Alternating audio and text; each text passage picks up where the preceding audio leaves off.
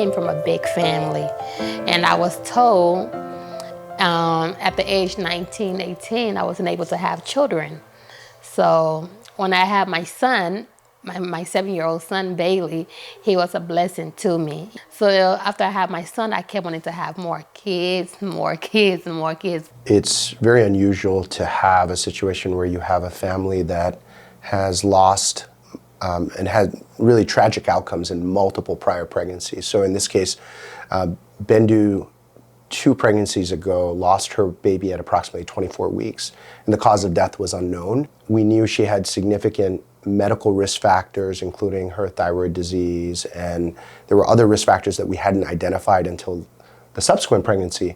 We attempted to manage those risk factors. We monitored her very closely, and she delivered at 31 weeks, unfortunately, and then the baby died in the neonatal ICU due to really some unknown causes, although there was a suspicion that it was really mom's immune system effectively attacking the baby through the placenta, through these immunoglobulins. And that is a very challenging situation because currently we don't have a singular drug or medication that really blocks mom's immune system.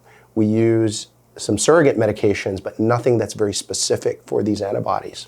Really, if you were to sort of characterize her clinical situation when she started her 3rd pregnancy with us, it was probably already a 1 in a million pregnancy, if not 1 in 5 million. So very, very challenging, unique situation. When I got pregnant with my first miscarriage, at that point, I feel like it was too early. You know, I just had my son Bailey. I was a stay-at-home mom. Then I got pregnant. My second one was at 12 weeks. And it's like, it's the same thing again. The third one, yes, my thyroid was bad. They did a whole bunch of tests. They kept me in there for 2 weeks. And I ended up having my miscarriage with my 3rd child. With my stillbirth in 2023, around that time, my baby was not moving. When I went to the hospital, they did all the check. The first girl came in. She said, "You know, Bendu, we can't find a heartbeat." And it was just, I just cried. I just cried. Then I got pregnant at the end of 2023. So I started going to see Dr. G, and I told Dr. G everything that had been going on with me. And Dr. G was like, "They couldn't find nothing?" I said, "No, they told me they can't find nothing." Dr. G put me on a lot of medication. You know, he was really doing what he was supposed to do with his pregnancy. So Dr. G said, with everything that's going on with you at that with you, you will probably give birth, deliver you at 34 weeks. I hope that either the patient or the OBGYN really sees the potential value of getting a maternal fetal medicine specialist involved early. And certainly our practice is really well equipped to be able to care for these extremely complex situations. It really developed a very, I think, positive reputation for being able to help families in these extreme situations, these outlier cases where others have tried and failed to help them. And again, that's where I think we really, really excel. I was just bored at home. I was at 30 weeks now. I was like, I need to buy something for this baby because I haven't bought nothing yet, you know? When I'm at Burlington standing on the line, I feel like a wetness. And I called my husband. I said, you know, I'm feeling really bad contractions. You know, I think I need to go to labor and delivery. The guy came with the epidural. He gave him the epidural. When the nurse looked, she was already out. Her head was already out. My husband said she wasn't breathing, but they did a couple of little compressions or whatever. And then she started breathing, and she came back alive. It was like, thank God, she came back alive. That night, you know, she was stable. Saturday night going through Sunday now. We're going to Sunday, and a whole bunch of nurses came there. And the nurse came and woke me up. She said, "Bendu, she gave up now. It's nothing. She's gone." So she took her last breath in my arms. She was in my arms just. And I'm like, man, this is it. Like this is it. And I couldn't believe that was it. I think the most remarkable thing was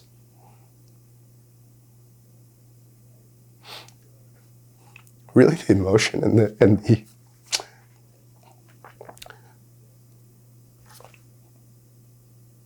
seeing both Bendu and her husband absolutely devastated and crying in the neonatal ICU during that last pregnancy as they literally watched their child die. And I was there with them that night,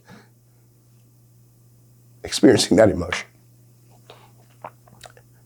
And then finally being able to see her with her child at this most recent pregnancy, that was the most memorable thing for me.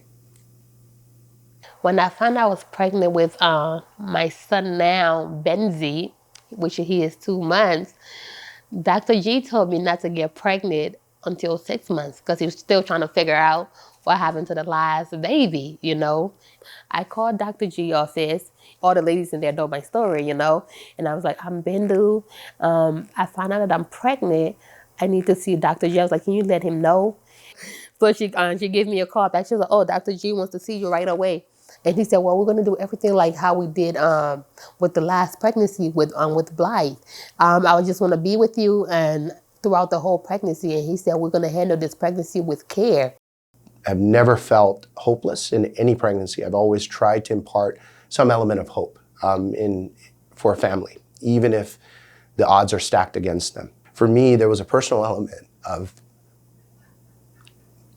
ensuring that I did my very best to make sure that she didn't go through that grief again in this pregnancy. So at 16, almost 17 weeks, I went in on that Friday and everything was wrong. So when Dr. G told me that, I started crying. You know, I was just in there crying, just devastated. And he was like, but you know what? We can start IVIG on you. And he was like, do you want to go on Monday? I said, no, we can do it today. I drove over there. The first treatment was an 18-hour treatment infusion.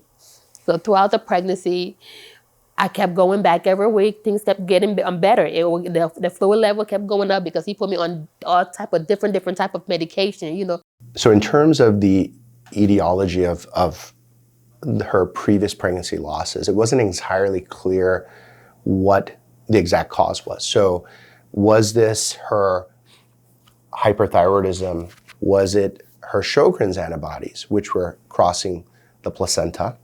Was it this unknown antibody that was identified? And these medications, it's not entirely clear which of them in combination actually made the difference. But we were willing to sort of take, again, a very individualized approach, recognizing that, again, these medications have side effects, but the combination was actually beneficial for a patient. The difference is whether or not she has a successful pregnancy or whether she ends up in that stillbirth. So for us, again, it required that very creative and individualized approach to help her. So we was happy now, you know, so because everything, the fluid level started increasing, everything started going good. We cruised, we was like at, I believe it was like, we passed 26 weeks, it was like good. He's like, everything is going good.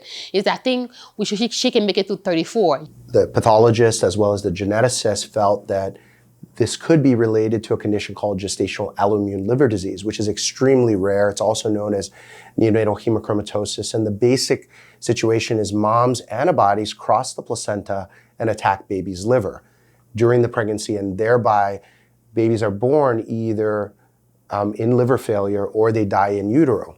And so knowing this information before the pregnancy, I was aware and really counseled Bendu that this could be extremely challenging. We needed to really look at a very unique and individualized approach. This is a situation where I needed to engage really the opinions of others, but at the end of the day, it really required a creative approach from myself and our team. I went in on Wednesday for my infusion. I'm laying on the bed, getting my infusion. Then I feel wetness. I called Dr. G.